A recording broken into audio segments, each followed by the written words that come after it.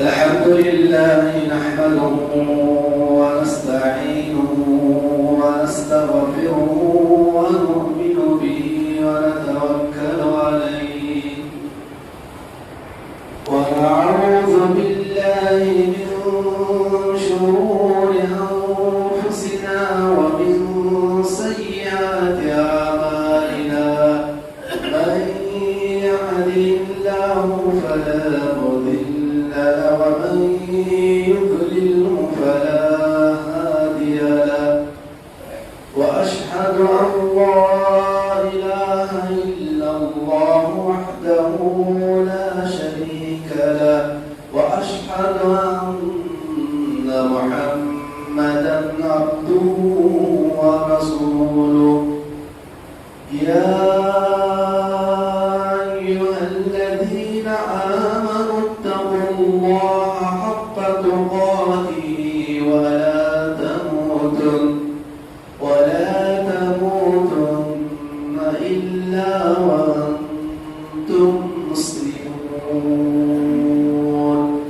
يا أيها الناس اتقوا ربكم الذي خلقكم من نفس واحدة وخلق منها زوجها وبث منهما رجالا كثيرا ونساء واتقوا الله الذي تساءلون به والأرحام إن الله كان عليكم رقيبا يا أيها الذين آمنوا اتقوا الله وقولوا قولا سديدا يصلح لكم أعمالكم ويغفر لكم ذنوبكم ومن يطع الله ورسوله فقد فاز فوزا عظيما أما بعد فإن خير الحديث كتاب الله وخير الهدي هدي محمد صلى الله عليه وسلم وشر الأمور محدثاتها وكل محدثة بدعة وكل بدعة ضلالة وكل ضلالة في النار أعوذ بالله السميع العليم من الشيطان الرجيم بسم الله الرحمن الرحيم يا أيها الذين آمنوا كتب عليكم الصيام كما كتب على الذين من قبلكم لعلكم تتقون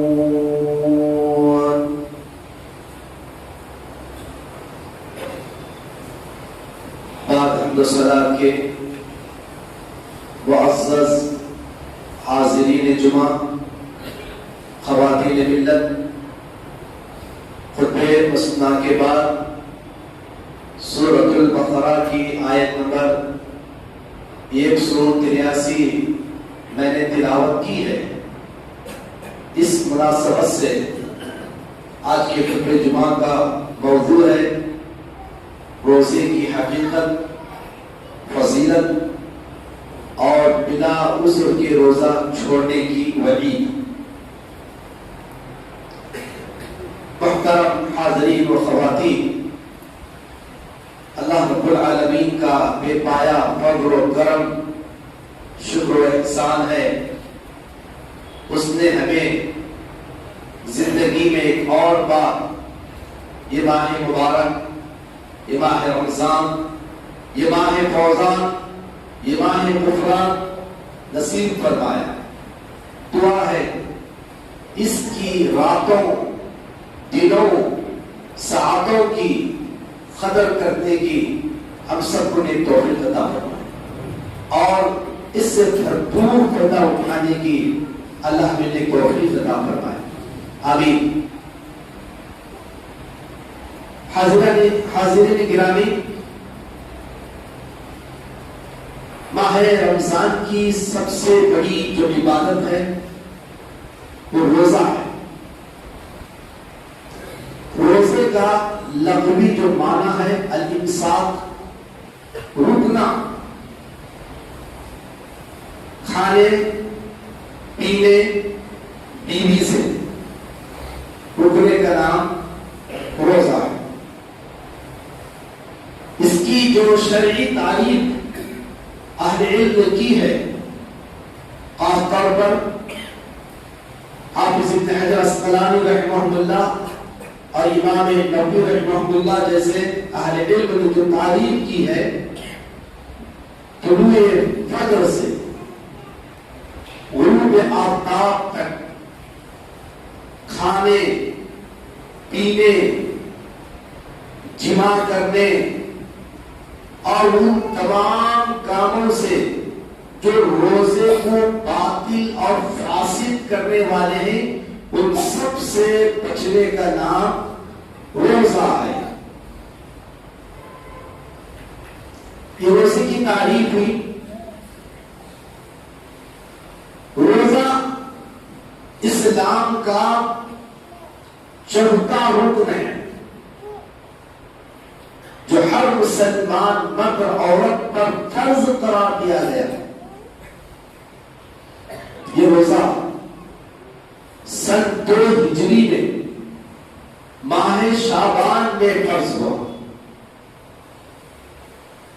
پہلے نبی صلی اللہ علیہ وسلم کو اپنی زندگی میں 9 رمضان ملے اور آپ نے روزہ رکھا، اگرچہ کہ اس کی روزے کی فرضیت سن 2 ہجری ماہ شعبان میں ہوئی، اور اس کے بعد جو اگلا مہینہ آیا ماہ رمضان، اس میں روزے رکھنا فرض اور ضروری قرار دیا گیا۔ اس کی دلیل یہی آیت کریمہ ہے جو میں نے اپنے مسناد کے بعد آپ کے سامنے پڑھی۔ اللہ نے فرمایا یا ایھا الذین آمنوا، ایمان والو، خطاب مومنوں سے جس میں مرد بھی ہے عورتیں بھی ہیں۔ کتب علیکم الصیام، کتب بمانا فریضہ، تم پر روزے فرض قرار دیے گئے، کما کتب علی الذین من قبلکم، جس طرح تم سے پہلی امتوں پر روزے فرض قرار دیے گئے۔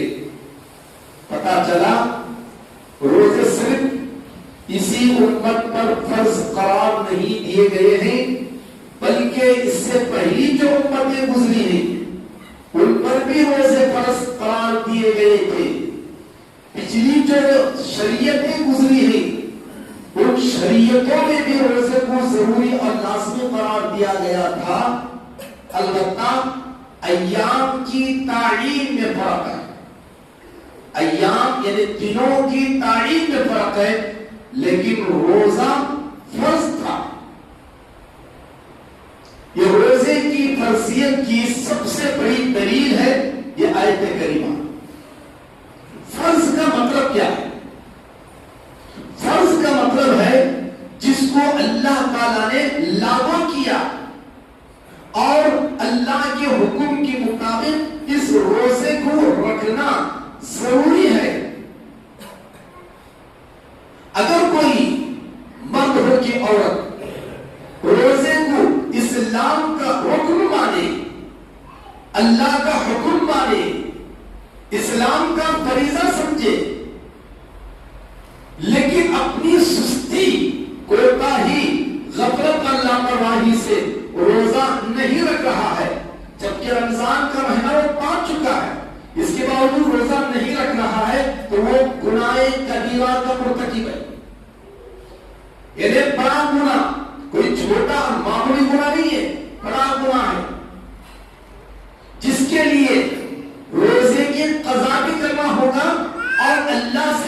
سچی اور خالص توبہ بھی کرنا ہوگا، ورنہ یہ گناہ معاف نہیں ہوگا۔ اگر کوئی روزے کو سرے سے ہی اسلام کا رکن، اللہ کا فریضہ نہ مانے تو پھر وہ اسلام سے خارج ہو جاتا ہے۔ اس کا مطلب ہے روزہ فرض ہونے کا، یہ فرضیت کا مطلب ہے۔ روزہ جو فرض قرار دیا گیا، کیا مقصد ہے؟ مقصد کیا ہے؟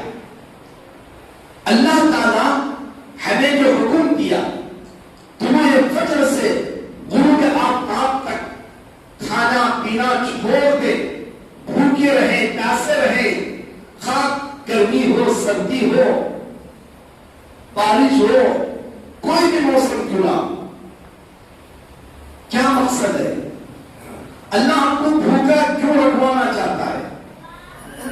تو مقصد اللہ رب العالمین نے اسی آیت میں فرمایا لعلکم تتقون، تاکہ تم متقی بنو، تمہارے دل میں تقوی پیدا۔ تو روزے کی فرضیت کا سب سے پہلا جو مقصد اللہ نے قرار دیا وہ ہے تقوی۔ تقوی کیا ہے؟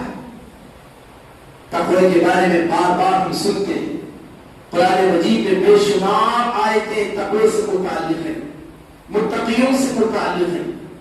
تقوی کیا ہے؟ تقوی کی صحیح تعریف، صحیح توضیح اگر ہو سکتی ہے تو وہ عمر بن کعب رضی اللہ تعالیٰ عنہ کی تفسیر ہے۔ تفسیر ابن کثیر کے اندر اسی آیت کریمہ کی تفسیر میں ابن حجر اسقلانی رحمہ اللہ نے ان کی اس توضیح کو نقل کیا ہے۔ عمر بن خطاب رضی اللہ تعالیٰ عنہ نے ایک مرتبہ عبی بن کعب رضی اللہ تعالیٰ عنہ سے سوال کیا، تقوی کیا ہے؟ تقوی کسے کہتے ہیں؟ عبی بن کعب رضی اللہ تعالیٰ عنہ قاری قرآن، حافظ قرآن، انہوں نے جو تقوی کی تعریف بتائی، کہا، پوچھا کیا تمہیں کبھی کسی ایسے خاردار کانٹے دار راستے سے گزرنے کا موقع ملا؟ کہا کیا؟ تو اس وقت کیسے گزرا جاتا ہے؟ عمر بن خطاب رضی اللہ تعالیٰ عنہ نے فرمایا اپنے دامن کو سمیٹ کر تاکہ خاردار کانٹے دار جھاڑیوں میں دامن اٹک نہ جائے گزرا جاتا ہے۔ تو عمر بن کعب رضی اللہ تعالیٰ عنہ نے فرمایا اسی کا نام تقوی ہے۔ گویا دنیا کانٹے دار خاردار جھاڑیوں سے یعنی خواہشات سے بھری ہوئی ہے، اور ایک مومن اس دنیا میں اس خاردار راستے میں اپنے دامن کو جس طرح بچا کر محتاط انداز سے چلتا اور گزرتا ہے، اسی کا نام تقوی ہے۔ اور اسی کو اللہ کے نبی صلی اللہ علیہ وسلم نے دوسرے حدیث میں فرمایا الدنیا سجن المؤمن، دنیا مومن کے لیے قید خانہ ہے۔ یہ دنیا مومن کے لیے قید خانہ ہے۔ قیدی جو قید خانے میں بند ہے وہ اپنی آزادی، وہ اپنی منمانی سے وہ وہاں نہیں رہتا ہے، بلکہ قیدی کی حیثیت سے رہتا ہے۔ اس کا اٹھنا، اس کا بیٹھنا، اس کا چلنا پھرنا، اس کا سونا جاگنا، اس کا کھانا پینا، اس کا رہنا بسنا سب قیدی کی حیثیت سے ہوتا ہے۔ جیلر جیسے آرڈر دیتا ہے قیدی ویسی زندگی گزارتا ہے۔ تو اسی طرح یہ دنیا مومن کے لیے قید خانے کی مانند ہے، اور یہاں خواہشات شیطانی جال پھیلے ہوئے ہیں، اس میں سے انسان کو اپنا دامن بچا کر گھوم کر قدم بڑھانا ہے اور آگے کا سفر طے کرنا ہے۔ اسی کا نام تقوی ہے، اور یہ تقوی اللہ رب العالمین اس روزے کے ذریعے سے پیدا کرنا जगता है। रोजे का सबसे पहला मकसद लअल्लकुम तत्तकून, अल्लाह ने करार दिया। वाकई ये रोजा अपने रोजेदार के अंदर जो तकवा पैदा कर सकता है वो दूसरी इबादतें नहीं कर सकती। जो तकवा जैसी सिफत रोजेदार के अंदर पैदा कर सकता है वो दूसरी इबादतें नहीं कर सकती। मिसाल के तौर पर रमजान का महीना है, रोजे की हालत में है, कड़ाके की गर्मी पड़ रही है, सख्त प्यास और भूख लगी भी है। रोजेदार को एक बंद कमरे में बंद कर दिया गया है, फ्रिज रखी हुई है जिसके अंदर ठंडे ठंडे मशरूबात रखे हुए हैं, फल फ्रूट और खाने की इधर उधर चीजें पड़ी हुई है। आप गौर कीजिए, तसव्वुर कीजिए, वो रोजेदार भूख को बर्दाश्त कर लेगा, प्यास को बर्दाश्त कर लेगा, तकलीफ को बर्दाश्त कर लेगा, जब तक सूरज गुरूब ना हो जाए उस वक्त तक वो खाना पीना नहीं चाहेगा। क्यों? अगर के कोई फेंकने वाला नहीं है, कोई उसको खोलने वाला नहीं है, वो खा भी सकता है, वो पी भी सकता है और अपने आप को बता भी सकता है कि मैं रोजे से हूं, लेकिन नहीं करता। क्यों? यही तकवा है, जो रोजा उसके अंदर तकवा पैदा करता है। ये पहला मकसद है रोजे का, लअल्लकुम तत्तकून। दूसरा मकसद अल्लाह रब्बुल आलमीन ने उसी सूरतुल बकरा की आयत नंबर 185 के आखिर में फरमाया, वलितुकब्बिरुल्लाह अला मा हदाकुम। अल्लाह ताला ने जो तुमको हिदायत दी है उस पर तुम अल्लाह की किबरियाई बयान करो। रमजान अल्लाह ने हमें नसीब किया और रोजे रखने की तौफीक दी। आज दूसरा रोजा चल रहा है। कितने आपको ऐसे लोग मिलेंगे जो इस माह मुबारक में भी खाते पीते नजर आएंगे, बगैर किसी उज़्र शरई के रोजा छोड़े हुए होंगे। उनके मुकाबले में अल्लाह ने अगर हमको आपको तौफीक दी रोजा रखने की, तो ये अल्लाह की बहुत बड़ी नेमत है, ये तौफीक है। अल्लाह की तौफीक और हिदायत के बगैर न मैं और आप नेकी कर सकते हैं, न बदी से बच सकते हैं। नेकी करने की ताकत, बदी से बचने की कुव्वत, ये मिनल्लाह, अल्लाह की जानिब से है, अल्लाह की तरफ से है। बंदे का कोई कमाल नहीं है। ये रोजे अगर हम रख रहे हैं, तरावी का एहतराम अगर हम कर रहे हैं, इसमें मेरा और आपका कोई कमाल नहीं, ये अल्लाह की तौफीक और हिदायत है। उसी की तौफीक, उसी की रहनुमाई पर हमको वलितुकब्बिरुल्लाह अला मा हदाकुम के तहत अल्लाह की किबरियाई और उसकी बड़ाई बयान करना चाहिए। रोजे का मकसद ये भी अल्लाह ताला ने करार दिया। किबरियाई का मतलब क्या है? अल्लाह की किबरियाई का मतलब हम अज़ान में सुनते हैं, हम इकामत में सुनते हैं, हम नमाज में सुनते हैं, मुअज्जिन को, इमाम को कहता हुआ अल्लाहु अकबर, अल्लाहु अकबर। क्या है? अल्लाह सबसे बड़ा है, अल्लाह सबसे बड़ा है। अल्लाह को जब हम सबसे बड़ा मानेंगे, हर कोई हमको छोटा नजर आएगा, हर कोई हमको छोटा नजर आएगा। जब हम अल्लाह को सबसे बड़ा न मानेंगे तो छोटा भी बड़ा नजर आएगा। मिसाल के तौर पर हमने रोजा रखा, क्या समझ कर रोजा रखा और रोजा रखते क्यों नहीं? ये अल्लाह का हुक्म है, ये अल्लाह का फरीज़ा है। अल्लाह ने हमको कहा है रोजा रखो, हम रोजा रख रहे हैं, अल्लाह का हुक्म मान रहे हैं, तो गोया हमने अल्लाह को बड़ा समझा, अल्लाह को हमने बड़ा समझा। अल्लाह अकबर, अल्लाह सबसे बड़ा है, उसका हुक्म है, उसका ऑर्डर है, इसलिए हम ये समझ कर रोजा रख रहे हैं। अगर कोई मान लीजिए अपने नफ्स की मान लिया, अपने ख्वाहिश की मान लिया कि नहीं 13-14 घंटा कौन भूखा रहेगा, प्यासा रहेगा, गर्मी है, मेहनत है, मशक्कत है, काम करना है, मुझसे हो नहीं पाता, रोजा छोड़ दे دیں گے، بعد میں دیکھا جائے گا۔ اس طرح اگر کوئی یہ ٹان لے اور روزہ نہ رکھے تو گویا اس نے کس کو بڑا سمجھا؟ اللہ کو نہیں، اپنے نفس کو بڑا سمجھا۔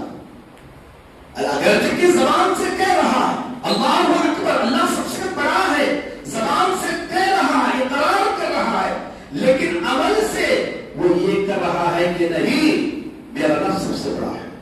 کیوں؟ وہ اللہ کی نہیں مان رہا ہے بلکہ اپنے نفس کی مان رہا ہے۔ نفس کہہ رہا ہے کہ نہیں، 13-14 گھنٹے مجھ سے روزہ برداشت نہیں ہو سکتا، یہ تکلیف مجھ سے سنبھالی نہیں جا سکتی، اس لیے وہ اپنے نفس کے مطابق عمل کرتا ہے، فیصلہ کرتا ہے، روزہ چھوڑ دیتا ہے۔ تو لہذا وہ روزے کو بڑا، اللہ کو بڑا نہیں بلکہ اپنے نفس کو بڑا سمجھ رہا ہے۔ الغرض، جو کوئی اپنے نفس کو قابو میں رکھتا ہے، اللہ کے حکم کے تابع ہو جاتا ہے، تو وہ اللہ کو بڑا سمجھتا ہے۔ روزے کا دوسرا جو مقصد ہے، اللہ رب العالمین نے ہی فرمایا وَلِتُكَبِّرُ اللَّهَ، یعنی اللہ کو بڑا سمجھو۔ اللہ سب سے بڑا ہے، اسے ہمیں بڑا سمجھنا ہے، اس کے ہر حکم کو بخوشی ماننا، تسلیم کرنا، یہی مومن کی پہچان ہے۔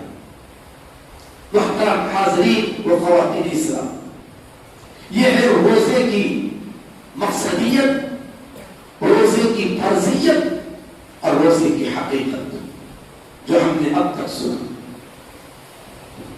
روزہ ایک ظاہری ہے، ایک باطنی ہے۔ ظاہری کیا ہے؟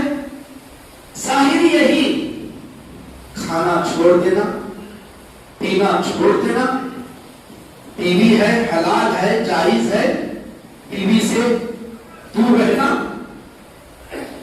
اور وہ کام جو روزے کو توڑنے والے ہیں ان سے بچنا، یہ ظاہری روزہ ہے۔ یہ ظاہری روزہ جو ظاہر ہے، نظر آ رہا، لیکن ایک باطنی روزہ ہے۔ ہر چیز کا ایک ظاہر ہوتا ہے، ایک باطن ہوتا ہے۔ ظاہر میں کچھ، باطن میں کچھ، ہر چیز کا یہی حال ہے۔ جیسے کہا جاتا نا، ہاتھی کے دانت چبانے کے اور دکھانے کے اور ہوتے ہیں، ایسے ہی ہر چیز کا ایک ظاہر ہوتا ہے، ایک باطن ہوتا ہے۔ روزے کا ظاہر یہ ہے، روزے کا باطن کیا ہے؟ روزے کا باطن کیا ہے؟ روزہ کا باطن یہ ہے کہ آدمی کوئی دیکھ نہیں رہا ہے، سب کچھ اس کے پاس پڑا ہوا ہے، وہ نہیں کھا رہا ہے، یہ باطن ہے یہ۔ اور یاد رکھیں، روزہ ایک راز ہے، یہ راز ہے، یہ جو بندے کو اور اس کے رب کو معلوم ہوتا ہے۔ میں روزے سے ہوں، آپ کو معلوم نہیں، آپ روزے سے ہیں، مجھے معلوم نہیں ہے۔ کیوں؟ میں نہیں جانتا، آپ نہیں جانتے، کون کس روزے میں ہے نہیں ہے۔ بظاہر سب ایسے معلوم ہو رہا ہے کہ رمضان ہے، سب روزے سے، پتہ نہیں کتنے روزے رکھے ہوئے، کتنے نہیں رکھے ہوئے، لیکن کسے معلوم ہے؟ رب کو معلوم۔ تو رب سے تعلق جوڑنے والا یہ عمل ہے، ایک راز ہے جو بندے اور ایک رب کو معلوم ہوتا ہے۔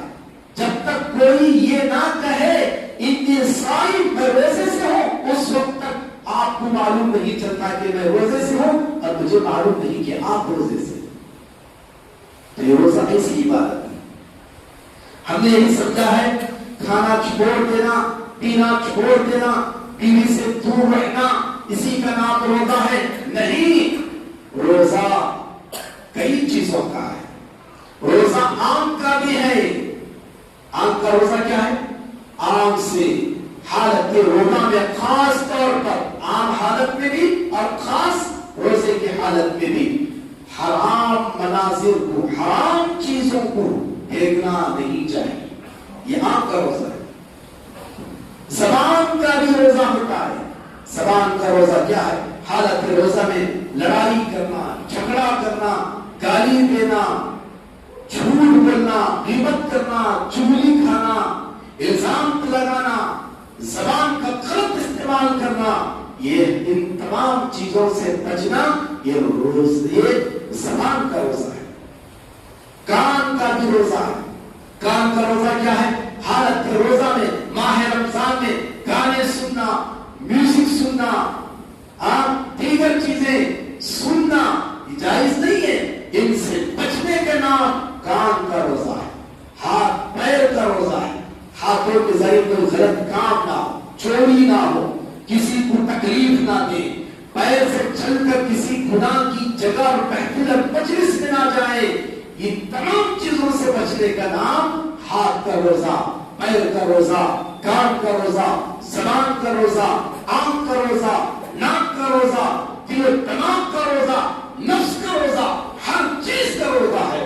ان تمام اعضاء کو اگر ہم صحیح طور سے استعمال کریں تو وہ جا کر روزہ باطن اور ظاہر ہوگا. اور یہی روزہ اللہ کو مطلوب ہے، یہی روزہ اللہ کو مطلوب ہے. اور اللہ کے نبی علیہ السلام نے فرمایا کتنے ہی روزے دار ایسے ہیں جو روزہ رکھ کر جھوٹ بولنا نہ چھوڑے، ترک نہ کرے، کوئی فائدہ نہیں، کوئی فائدہ نہیں.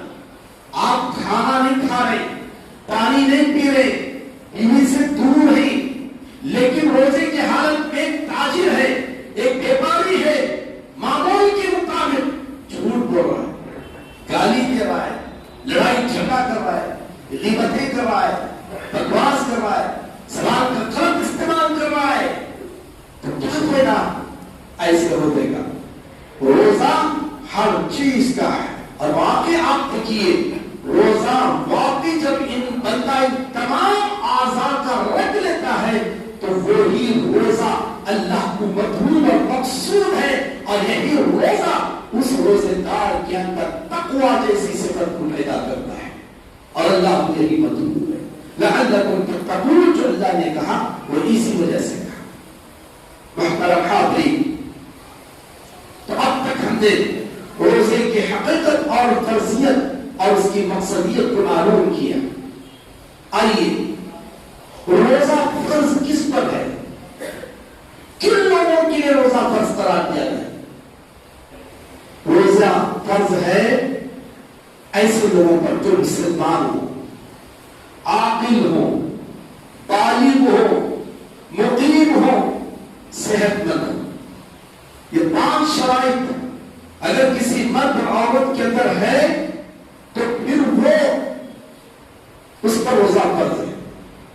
مسلمان ہو مطلب حالت اسلام میں ہو، اس لیے کہ اگر کوئی کافر روزہ رکھتا ہے تو اس کا کوئی فائدہ نہیں. بہت سارے کافروں کو بھی آپ نے دیکھا ہوگا روزہ رکھتے ہیں اور باقاعدہ وہ مسجد میں چلے آتے ہیں تو صحابہ فرینڈ شپ کا ایسا ماحول کو لگتا ہے ارے روزہ ہے، رمضان ہے، نماز ہے تو آ جاتے ہیں. اگرچہ کہ اسلام میں آئے نہیں ہو مگر روزہ رکھتے ہیں. تو اس سے معلوم ہوا مسلمان ہونا شرط ہے. مسلمان ہو اور اسی طرح بالغ ہو، نابالغ نہ. چھوٹے بچوں کو روزہ فرض نہیں ہے. ہاں اگر ان کے والدین رکھوانا چاہیں رکھوا سکتے ہیں، ان کو عادی بنانے کے لیے رکھوا سکتے ہیں، رکھ سکتے ہیں. چھوٹے بچوں کا روزہ انشاءاللہ قبول ہوگا. لیکن ایک کام سے بچیں. اخبار میں ایک سرخی آتی ہے معصوم روزے دار. ماں باپ اپنے چھوٹے 3 4 5 6 سال کے بچوں اور بچیوں کے روزہ رکھواتے ہیں اور تصویر اخبار میں ڈال دیتے ہیں. اس معصوم روزے دار کی لسٹ میں ان کا نام، ان کے باپ کا نام، ان کے مقام شہر کا نام اور ان کی عمر تک شائع ہو جاتی ہے. تو یہ سراسر ریاکاری اور دکھاوا ہے. ایسا نہ کریں.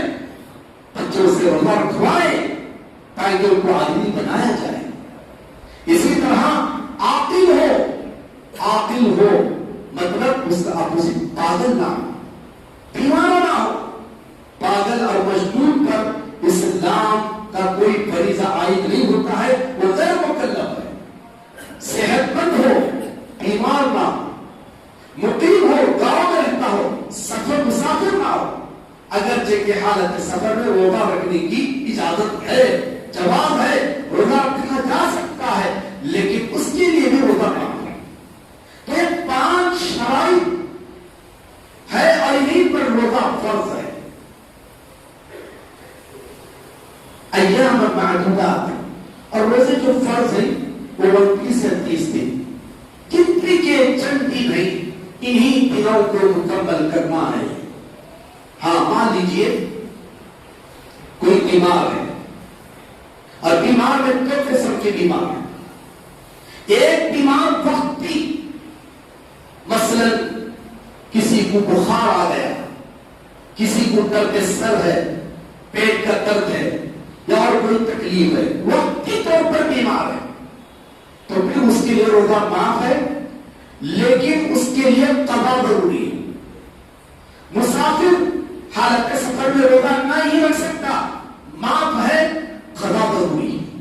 تو عدۃ من ایام اخر کے تحت اس کے لیے رمضان کے بعد روزہ رکھنا ضروری ہے تاکہ عدت مکمل ہو۔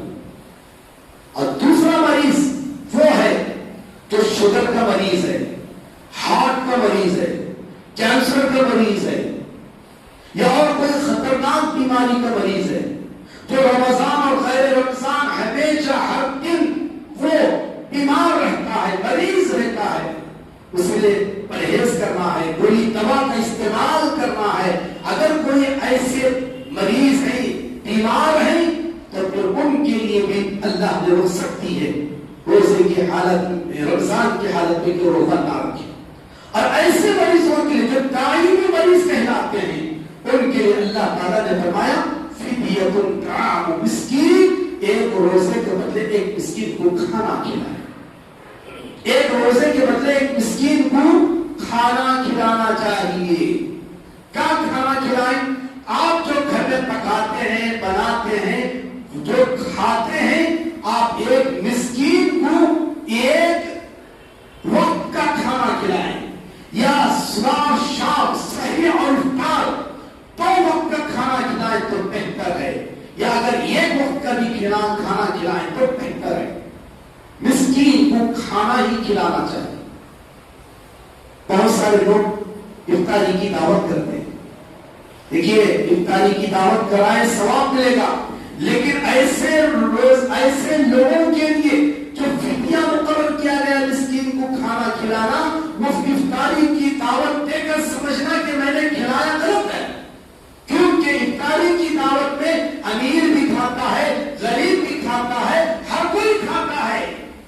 یہاں فدیہ جو مقرر ہے وہ مسکین کو ہی دینا ہے، اور مسکین کو تلاش کرنا ہے اپنے اڑوس پڑوس میں، گلی محلے میں، رشتے خاندان میں، دوست احباب میں آپ تلاش کریں، دیکھیں مسکین کون ہے، جو واقعی مسکین ہے، جو واقعی ضرورت مند اور مستحق ہے۔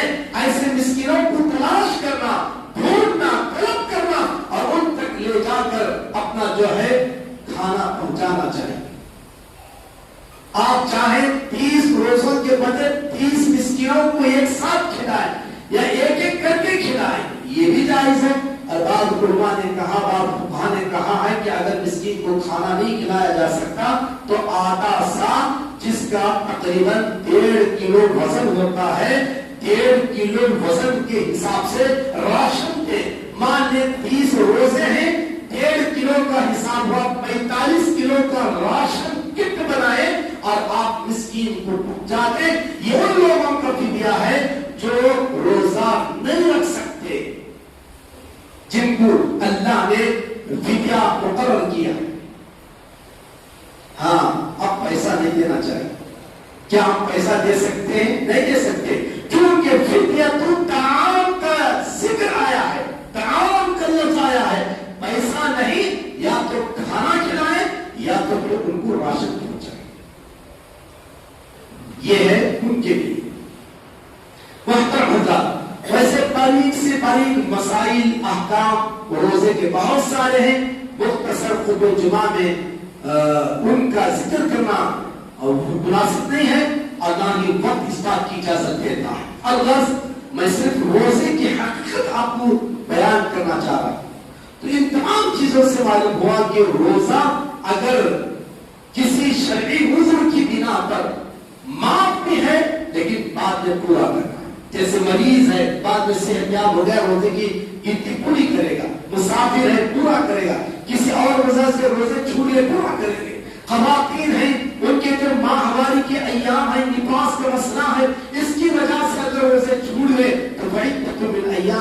کر کے ان کو بعد میں پورا کرنا ہے۔ اب آئیے بغیر کسی عذر شرعی کے، پہلے تو عذر شرعی سمجھ میں آ گیا، سفر، مرض، دائمی بیماری، اور اسی طرح عورتوں کے جو مسائل ہیں، نفاس، ماہواری اور حمل اور رضاعت، دودھ پلانا، یہ تمام عذر ہے، شرعی عذر کہتے ہیں اس کو، جس کی وجہ سے روزے کی رخصت ہے، بات میں پتا ہے۔ لیکن اگر کوئی بغیر کسی عذر شرعی کے روزہ رکھنے میں ٹال مٹول کرتے، یہ بہانے بناتے، جیسا کہ آج کل بہت سارے کھٹے کھٹے توانا تندرست صحت مند لوگ بھی یہ بہانے بناتے، اور یہ بہانے بہت سارے۔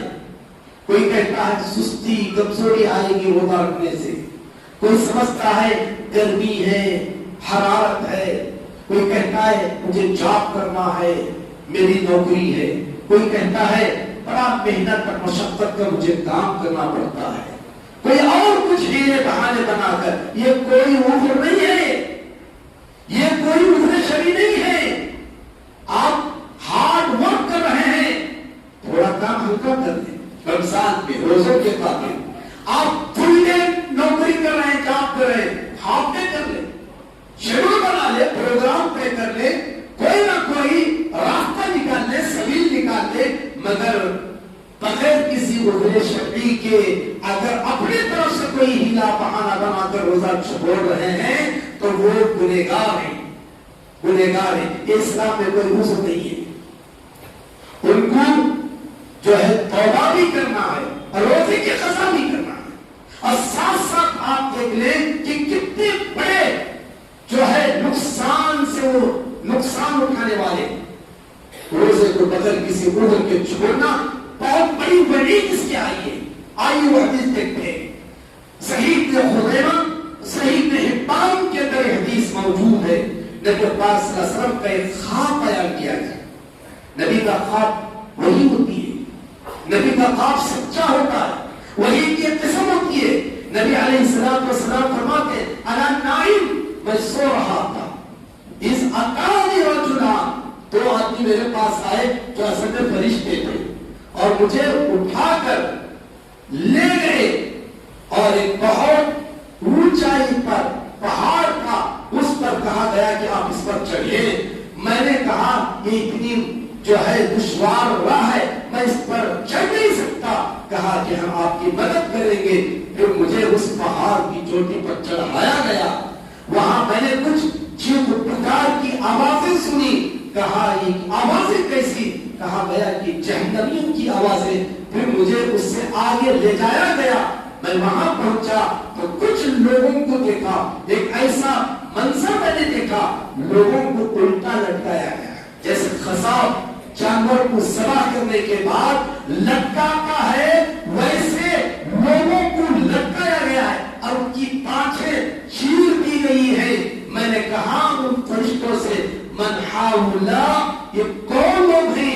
ان فرشتوں نے کہا ہاؤلاء الذین یفطرون قبل تحیۃ صومہم، یہ وہ لوگ ہیں جو روزے کا وقت آنے سے پہلے کھا لیا کرتے تھے۔ اللہ، روزہ افطار کا جو وقت اس وقت ہے 6:33 کو ہے، اس کے پہلے ہی روزہ افطار کر لینا جان بوجھ کر، عمدن قصدن، یہ کام ہے جو وہ لوگ کرتے تھے، ان کی یہ سزا بتائی گئی۔ ذرا سوچیے، اندازہ لگائیے، روزہ رکھ کر، بھوکے پیاسے رکھ کر افطار کا وقت آنے سے پہلے کھا لینے والوں کی یہ سزا ہے۔ جو سرے سے ہی روزہ نہ رکھے، ان کا کیا انجام ہوگا، ان کا کیا انجام ہوگا۔ یہ ایک حدیث ہم تمام کے لیے پیغام ہے کہ روزے دار لوگوں، رمضان کی قدر کرو، اور رمضان کی جو سب سے بڑی عبادت روزہ ہے، روزہ رکھا کرو، ہیرے بہانے نہ بناؤ، ہیرے بہانے اپنے طور سے نہ بناؤ، یہ اللہ کا حکم رکھو۔ اور دوسرا سب سے بڑا نقصان روزہ نہ رکھنے کا یہ ہوتا ہے، جیسا کہ روایت میں آتا ہے، ترمذی کی روایت ہے، الصیام والقرآن یشفعان للعبد یوم القیامہ، روزہ اور قرآن دونوں اللہ کے پاس بندے کے حق میں سفارش کریں گے۔ یقول الصوم روزہ کہے گا انی منعتہ الطعام والشراب والشہوہ، میں نے اس کو کھانے پینے اور دیگر شہوات سے روک دیا تھا، اے اللہ میری سفارش اس روزے دار کے حق میں قبول فرما۔ اللہ روزے کی سفارش بندے کے حق میں قبول کر کے روزے دار کو معاف کر کے بخش دے گا۔ تو روزہ اگر ہم چھوڑ دیں گے تو یاد رکھ لیجیے کل قیامت کے دن یہ روزہ ہمارے حق میں سفارش نہیں کر پائے گا۔